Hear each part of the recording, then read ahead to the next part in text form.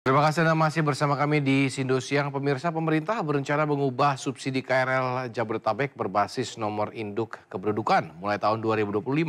Meski masih dalam tahap pembahasan, rencana ini banyak menuai penolakan, terutama dari pengguna KRL.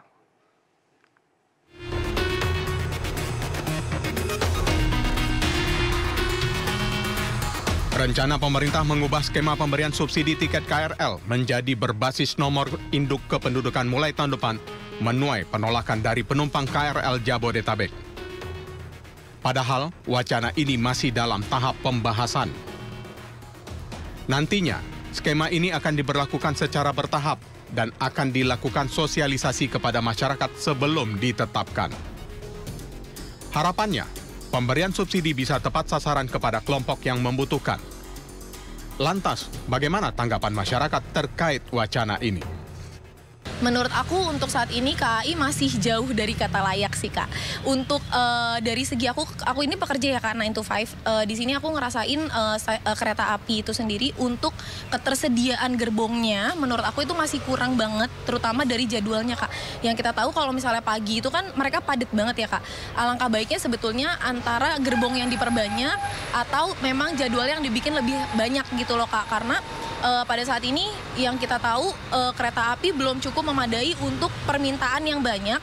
PT KAI itu harus mencoba untuk jadi akomodir transportasi yang memang merangkul semua kalangan masyarakat kan Kak. Kalau saya ada dua pendapat. Kalau memang nanti berdasarkan NIK itu ada kenyamanan, jadi misalkan dengan membayar tertentu tapi penumpang mendapat fasilitas yang bagus, bisa duduk, bisa istirahat dengan tenang, itu bagus. Tapi kalau ternyata dengan NIK harga lebih tinggi, tapi ternyata sama aja dengan sekarang, pasti banyak penolakan sih. Jujur KRL sendiri tuh bantu banget buat kita yang jarak jauh ya. Dan itu benar-benar transportasi yang sangat bantu kita banget lah. Kalau saya sendiri nggak setuju ya, karena seharusnya public transportasi itu ada urusan negara, harusnya itu dapat subsidi dari negara gitu. Apalagi penggunaan Jakarta yang bisa berjuta-juta tiap hari, saya rasa itu nggak cukup adil. Apalagi kalau subsidi, yang namanya subsidi kan bisa dikorupsi ya, apalagi soal gas dan sebagainya. Saya rasa itu kebijakan yang kurang tepat buat saya sih. Kayaknya sih kurang tepat ya kalau NIK kayak gitu. Yang ada malah ya merepotin itu sistem registrasinya ya. Bakal lebih repot aja buat penumpang-penumpang gitu. Kalau kita penumpang sih pengennya ya dipermudah gitu. Kayaknya fokusnya bukan ke situ deh, yang perlu diperbaikin dulu deh. Ya fasilitas dulu, sekarang tuh udah kayak, maksudnya masalah utamanya sekarang gerbong, penumpang pada dempet-dempetan gitu. Jadi kan kayak sesak gitu dan ya potensi bahaya juga kan kalau dempet-dempetan kan ada kejahatan lain. Dari Jakarta, Hadisti Arifa, Dandi Bernadi, iNews melaporkan. Sementara itu, wacana pengadaan subsidi untuk tiket KRL menjadi berbasis NIK ternyata belum diketahui Presiden Joko Widodo. Tanggapan tersebut disampaikan Jokowi saat ditanyakan awak media terkait rencana penerapan tiket KRL berbasis NIK pada tahun 2025. Berikut pernyataannya.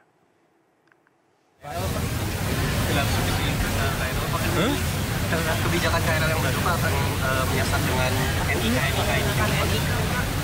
Jadi dikhususkan ini kebijakannya pertimbangannya seperti apa sih Pak? Saya nggak tahu karena belum ada rapat mengenai itu. Berarti akan dirapatkan untuk masalah NIK ini? Belum tahu, saya belum tahu. Masalah lapangannya seperti apa. Pemirsa, tidak hanya pembatasan subsidi tiket KRL, pemerintah juga akan membatasi subsidi BBM dengan mengubah aturan penggunaan BBM bersubsidi. Menteri ESDM Bahlil Lahadalia berencana memberlakukan kriteria penggunaan BBM bersubsidi pada 1 Oktober 2024.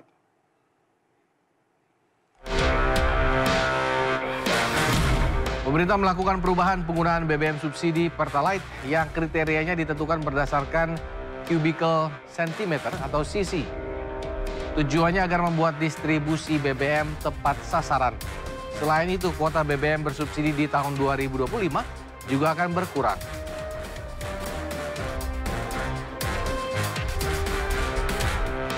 Nantinya mobil yang diizinkan mengisi Pertalite hanya yang di bawah 1.400 cc. Artinya mobil dengan bensin atau mobil bensin dengan kapasitas di atas itu tidak boleh mengisi Pertalite. Mobil diesel dengan kapasitas mesin di atas 2000 cc juga tidak diperbolehkan lagi menggunakan solar subsidi.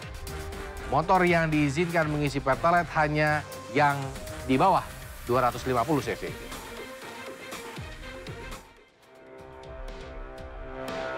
Pertamina pun meminta masyarakat agar melakukan pendaftaran, khususnya pemilik kendaraan roda 4. Pertamina memberlakukan QR Code untuk pembelian BBM subsidi.